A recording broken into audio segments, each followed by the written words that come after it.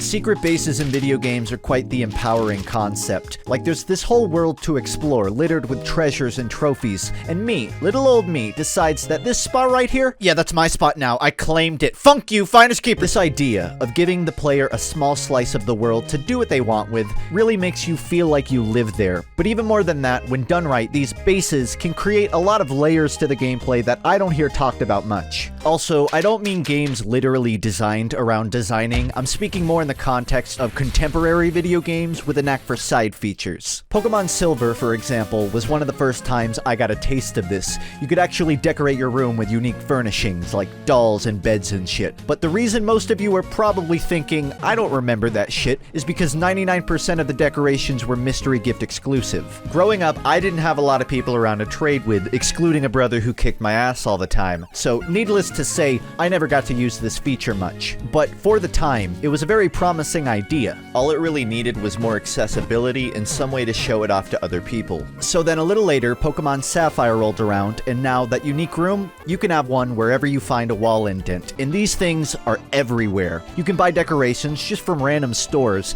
and best of all, you control where everything gets placed. They may as well have let me paint the walls with my own brain, given how much this blew my mind. Suddenly, I had this entire secondary game of choosing and decorating a base to play. And the ability to mix records and visit my friends' bases was icing on the cake. The only thing holding the base feature back at this point was that players couldn't meet each other online, and that actually traveling to your base still required you to fly somewhere nearby and run all the way there.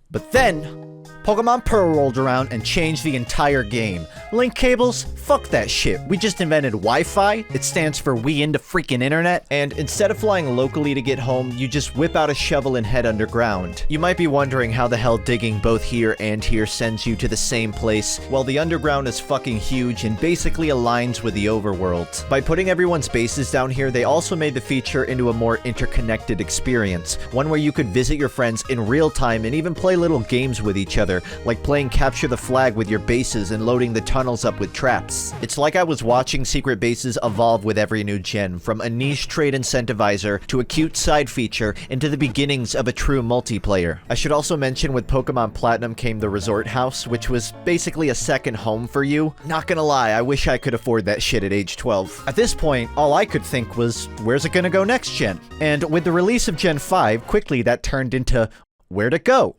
Pokemon White came out, and it scrapped the secret base feature entirely. Now, I like Gen 5, finding new Pokemon, really refreshing. 3D environments, last good Pokemon art style. But cutting secret bases, man, that stung. And likewise, Gen 6 didn't have secret bases either, and neither did Gen 7, and neither does Gen 8. But here's the point where I started to get, like, actually miffed by the fact that it's gone. See, the early days of Pokemon had two big limitations: internet connectivity and base functionality. By contrast, in Gen 8, there is an area where 1, you are probably online and seeing other people constantly, and 2, you do have a secret base, you just can't decorate it. What do I mean by this? Well, Pokemon Camp. See, you can at any time pitch a tent and set up camp to play with your Pokemon, and other players can actually join you there. Also, you can recolor the outside of your tent that other people see. So if you follow me this far, then you're probably on the same page as me. Why can't I decorate it? My question is rhetorical, of course, it's Game Freak, but if I had to guess, it probably wasn't even considered, and if it was, then this handheld console engine I doubt could pull it off to begin with. Still, I can't imagine having an inside tent area for decorating while keeping the outside camp as it is would be an impossible thing to pull off. Having a secret base in this game would actually make a lot of sense. Suddenly setting up your camp would be a much more personal experience, and visiting random tents would suddenly feel a lot less homogeneous. Somehow, in my opinion, Gen 4 produced a more immersive multiplayer experience than a 2019 home console title did, and it's all because they took away a few seemingly useless creative tools. I guess what I'm trying to say is, fuck you, remake Sinnoh!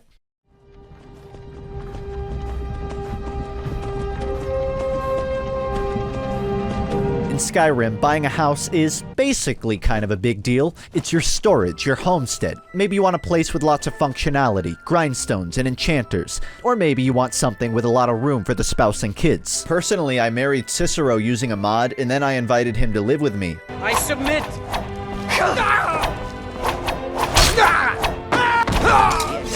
I'm starting to regret it. The cheaper houses have less features, but they can be obtained pretty easily. The better houses require a lot of hard work and questing to get, but it's worth it because of all the utility. Whatever you settle for, this investment comes in handy throughout your entire playthrough because you don't have to run around Skyrim for all your resources anymore. Do you follow me so far? Okay, so now I'm gonna break new ground and compare Skyrim to Breath of the Wild. In Breath of the Wild, buying a house is not so much of a big deal. You can take a nap, cook some food, two things you can already do anywhere, and you can display some gear on the wall. Check out this shield. I've shredded some serious gnar on this puppy. But otherwise, that's about it. To be clear, I don't think this game is any worse off without house features. Skyrim and Breath of the Wild are different in so many fundamental ways that yeah, it makes sense one is less useful. What I'm trying to convey though is that there are things Zelda could have done to improve. I want to plant fruits in my yard so I don't have to farm them somewhere else. I want to retrieve horses from my stable so I don't have to run 30 miles west to do it. All I want is a goddamn answer as to why Link climbs on the storage door. Just turn the knob! Now, technically speaking, getting this house eventually leads to a quest line where you build an entire town, and I guess you could call that a functional base to some degree,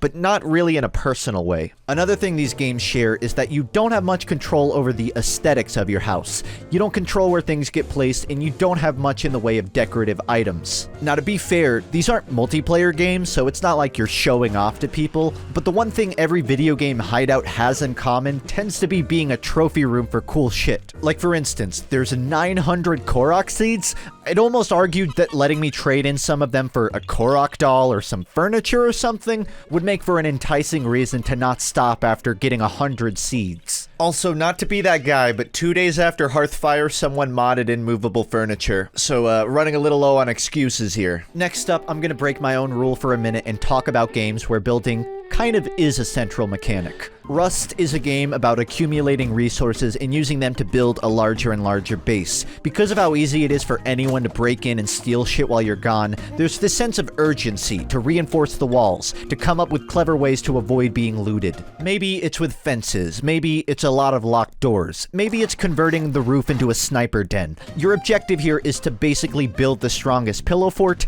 and this demands some level of strategy to your construction. The last thing you want is blood-hungry visitors knocking on your door to get inside. By contrast, Fallout 76 has a very similar style of base building, but unlike Rust, where everyone has a reason to break in and take shit, you can't really steal anything in 76, and it takes so long to grief that it's not even worth it. This makes the bases function very differently. Since you don't have to prioritize security, you can spend a lot of time just decorating the place and actively welcoming people to visit. Well, I gotta get back to monitoring the radio chatter. Excuse me.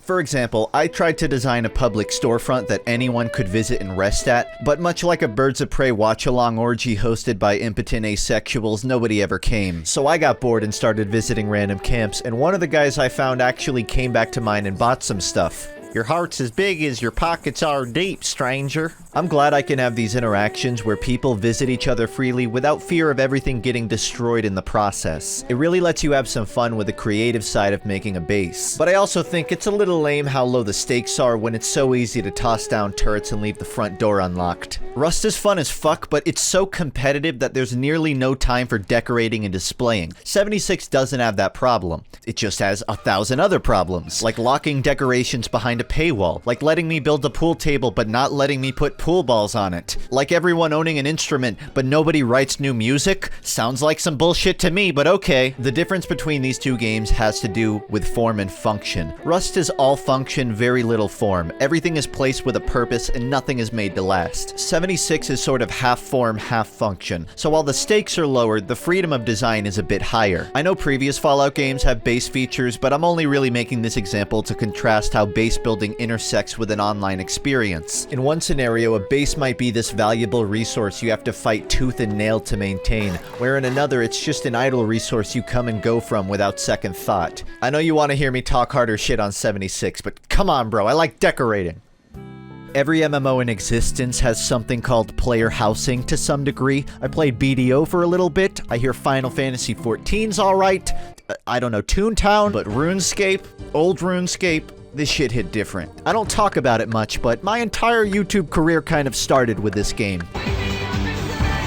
There is a reason I don't talk about it. See, where a lot of MMOs use player housing as a bragging right, RuneScape turned the whole damn thing into its own skill, construction. Through a lot of time and resources, you build and develop property. The skill itself plays like a sort of fetch quest where you find out what you need and then how to get it, aka buy it off medieval Amazon. Obviously, fetch questing isn't the most fun skill to train, but being RuneScape, it still made me chuckle a few times in the process. I hired a gourmet chef to work for me, but all I did was use her to fetch shit from the bank and she hated it. Then when I finally asked her to cook a meal, I realized I never built a dining table, so she can't even do her job. Whoops. The thing that's great about construction is how the further you get, the more useful your house becomes to anyone that visits. You've got a portal room, a prayer altar, mini games. Back in the day, it wasn't uncommon to see pretty heavily populated house parties going on. You would figure as time progresses, construction would be updated with even more useful features, maybe the ability to train farming here, or even access your bank. I decided to look into it, and This entire area is so outdated and glitched and buggy.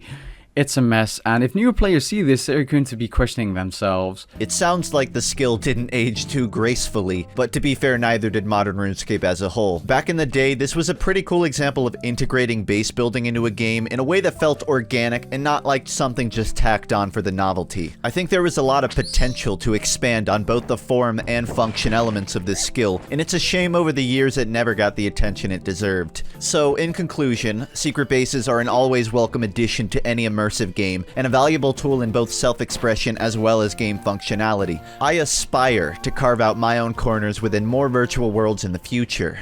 Oh, and I never played MGS5. Bye! Oh, I'm sorry, did you want me to sing the patron names? It's been 10 months, I'm kind of running on a backlog here. The Weezer outro will be back, this is what you get for now though, so sorry and thank you.